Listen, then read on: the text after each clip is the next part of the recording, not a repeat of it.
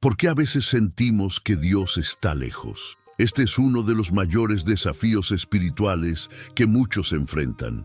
Momentos donde parece que nuestras oraciones no son escuchadas, donde la vida se vuelve pesada y sentimos que el cielo está cerrado.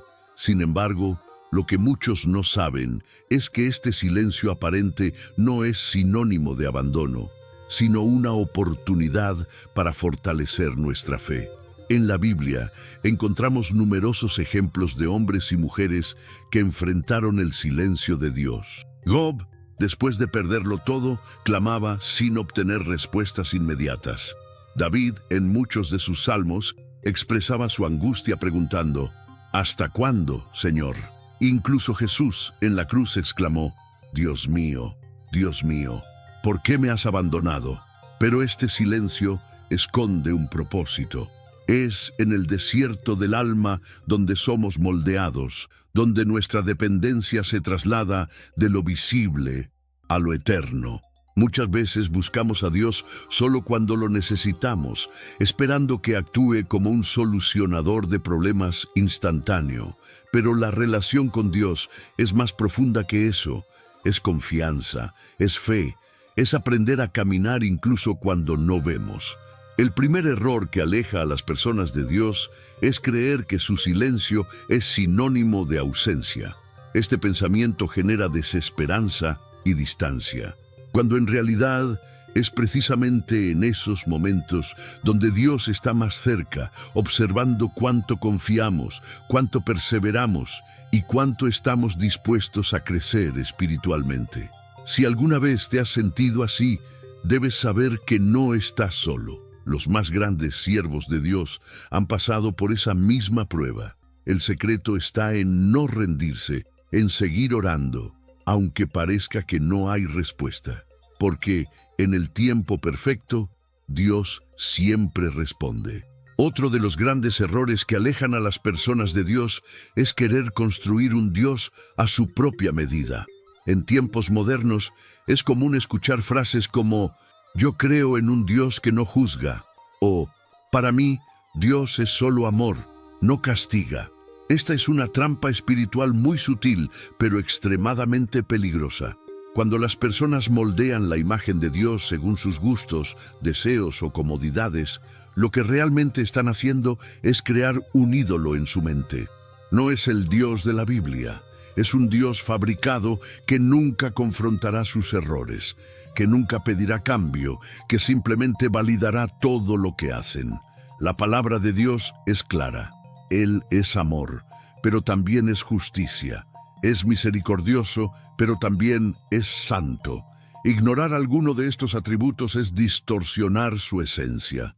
La Biblia dice en Éxodo 23, no tendrás dioses ajenos delante de mí. Y eso no solo aplica a imágenes físicas, sino también a las ideas erróneas que formamos sobre él. Cuando solo buscamos un Dios que bendice pero no corrige, que da pero no exige, comenzamos a alejarnos de la verdadera fe. La relación con Dios no se basa en lo que queremos o en cómo nos gustaría que fuera, sino en aceptarlo tal cual es: soberano, justo, amoroso y fiel. Por eso es tan importante conocer su palabra. Allí descubrimos quién es realmente, cómo piensa y qué espera de nosotros.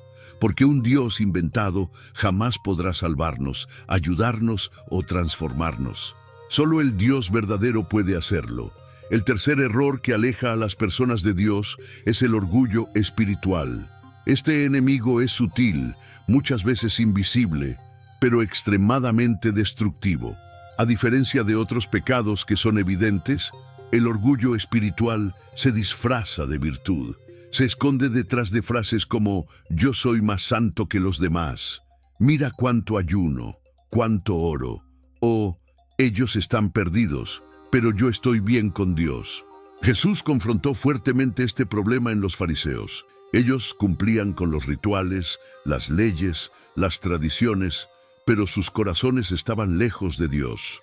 En Lucas 18, Jesús narra la parábola del fariseo y el publicano. El fariseo oraba diciendo: Dios, te doy gracias porque no soy como los otros hombres, ladrones, injustos, adúlteros. mientras que el publicano, con el rostro inclinado, solo decía: Dios, ten misericordia de mí, pecador. Jesús concluye diciendo que fue el publicano quien salió justificado, no el fariseo. El orgullo espiritual crea una falsa sensación de cercanía con Dios, cuando en realidad lo que hace es alejarnos de Él. Nos impide reconocer nuestras propias fallas, nos hace insensibles al dolor ajeno y nos convierte en jueces en lugar de siervos. Dios resiste a los soberbios, pero da gracia a los humildes. Santiago 4:6. Cuanto más crecemos espiritualmente, más conscientes deberíamos ser de nuestra necesidad de su misericordia. No somos salvos por nuestras obras, sino por su gracia. Y eso debería mantenernos siempre con un corazón humilde, agradecido y dispuesto a servir.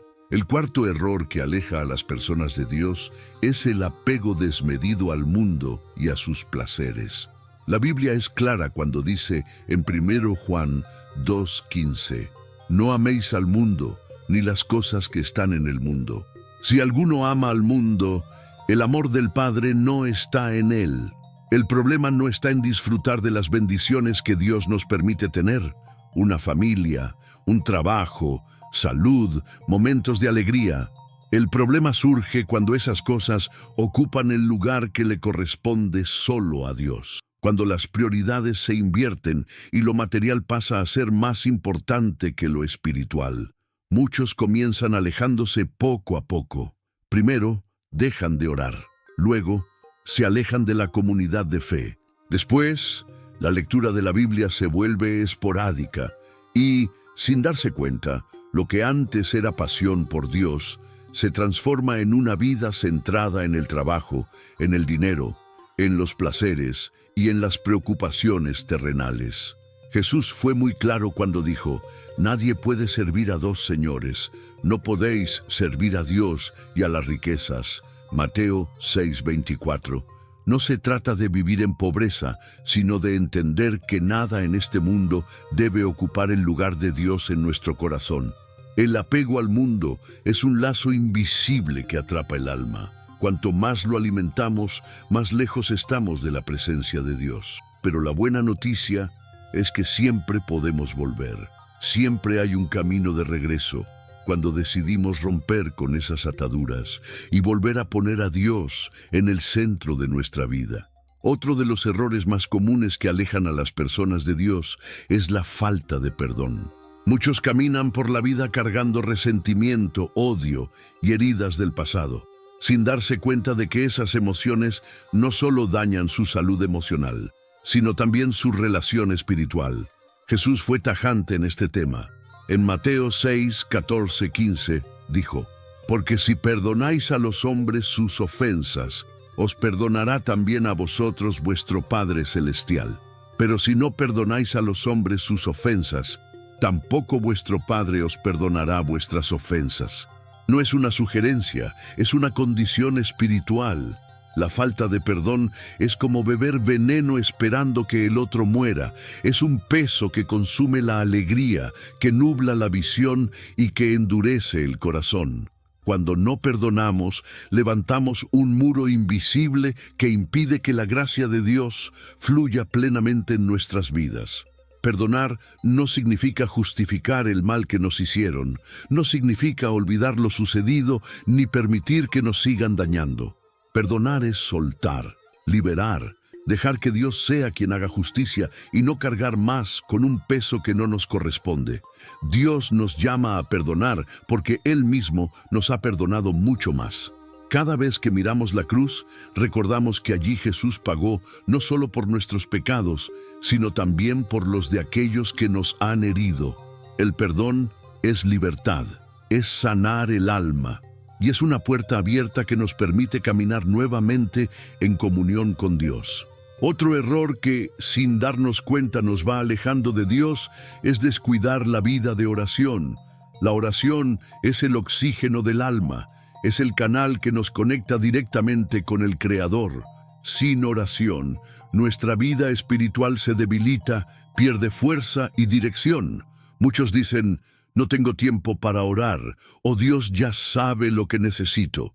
Y aunque es cierto que Dios conoce nuestros pensamientos, la oración no es solo para pedir. Es un encuentro, un momento de intimidad, de escucha, de fortalecimiento y de alineación con su voluntad.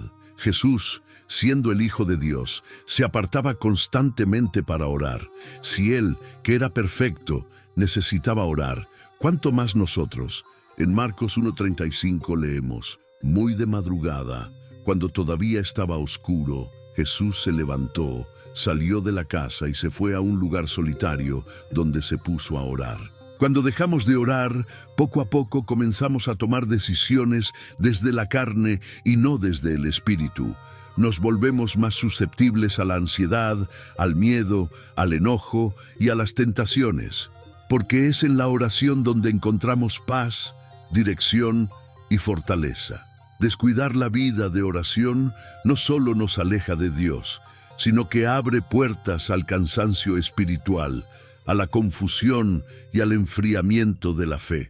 Pero cada vez que volvemos a ese lugar secreto, encontramos un Padre dispuesto a escucharnos, a restaurarnos y a llenarnos de su amor.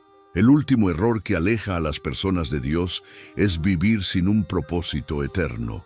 Muchas personas viven atrapadas en la rutina diaria: trabajar, pagar cuentas, resolver problemas, entretenerse, pero sin detenerse a pensar en lo más importante: ¿por qué estoy aquí? ¿Qué sentido tiene mi vida? ¿Qué hay después de la muerte? Cuando ignoramos estas preguntas, nuestra vida espiritual se apaga. Nos enfocamos solo en lo temporal y dejamos de buscar lo eterno. Jesús lo expresó claramente en Mateo 6:19-20. No os hagáis tesoros en la tierra, sino haceos tesoros en el cielo. Porque todo lo material es pasajero, pero lo que hacemos para Dios permanece para siempre. Vivir sin un propósito eterno es como navegar sin rumbo. Podemos tener éxito, logros y reconocimientos, pero dentro el alma sigue vacía. Porque fuimos creados para más que solo existir. Fuimos creados para tener comunión con Dios, para amarle, servirle y extender su amor a otros. Cuando centramos nuestra vida en las cosas de Dios, todo lo demás encuentra su lugar. Las preocupaciones se hacen más pequeñas, los problemas tienen otra perspectiva y la esperanza se vuelve nuestro motor diario. Comprendemos que lo que realmente importa no es cuánto tenemos, sino cuánto amamos, cuánto damos y cuánto caminamos conforme al propósito de Dios. Por eso, hoy es el mejor momento para reflexionar y preguntarte: ¿estoy viviendo para lo eterno o solo para lo temporal? Dios te está llamando, te está esperando con los brazos abiertos para que vivas una vida plena, con sentido y con destino eterno. Gracias por acompañarnos hasta el final de este mensaje. Que Dios te bendiga y te guíe siempre en tu camino espiritual.